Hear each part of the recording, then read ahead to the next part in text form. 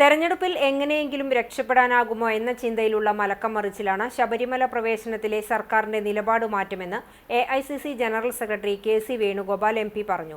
ഗുരുവായൂർ ക്ഷേത്ര ദർശനത്തിനു ശേഷം മാധ്യമപ്രവർത്തകരോട് സംസാരിക്കുകയായിരുന്നു അദ്ദേഹം.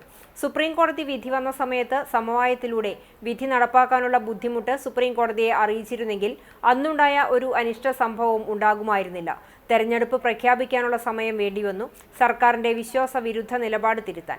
ഇപ്പോഴെങ്കിലും തീരുമാനമെടുത്തത് നന്നായി. ഈ മലക്കം മറിച്ചിൽ സമൂഹം തിരിച്ചറിയും. മാത്രമല്ല, ഈ തീരുമാനം തെരഞ്ഞെടുപ്പിനെ മുന്നിൽ കണ്ടുള്ള സ്പോൺസേഡ് പ്രോഗ്രാമാണ്. ജനവിരുദ്ധ നിലപാടുകൾ മാറ്റാൻ 2 മാസത്തിനകം UDF സർക്കാർ അധികാരത്തിൽ വരുമെന്നും വേണുഗോപാൽ പറഞ്ഞു. MP-മാർ മത്സരിക്കുന്ന കാര്യത്തിൽ അന്തിമ തീരുമാനം ഹൈക്കമാൻഡിന്റേതാണ്. K. സുധാകരൻ BJP-യിലേക്ക് പോകുമോ എന്ന ചോദ്യത്തിന് അതിന് വേറെ ആളെ നോക്കിയാൽ മതിയെന്നായിരുന്നു KC-യുടെ മറുപടി. താൻ മത്സര രംഗത്തേക്കില്ല എന്ന് പല പ്രാവശ്യം പറഞ്ഞിട്ടുള്ളതാണ്. ഇന്നലെയും മിനിഞ്ഞാന്നും ഇക്കാര്യം ആവർത്തിച്ചതാണെന്നും വേണുഗോപാൽ കൂട്ടിച്ചേർത്തു.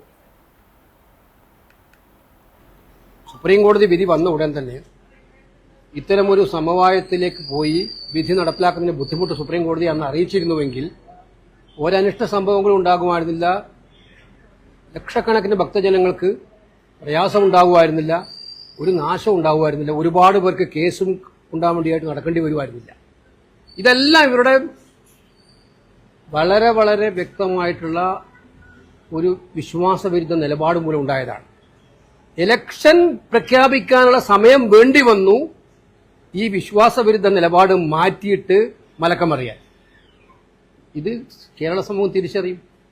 അത് മലക്കം മറിച്ചിലാണെങ്കിൽ പോലും എടുത്തത് നന്നായി.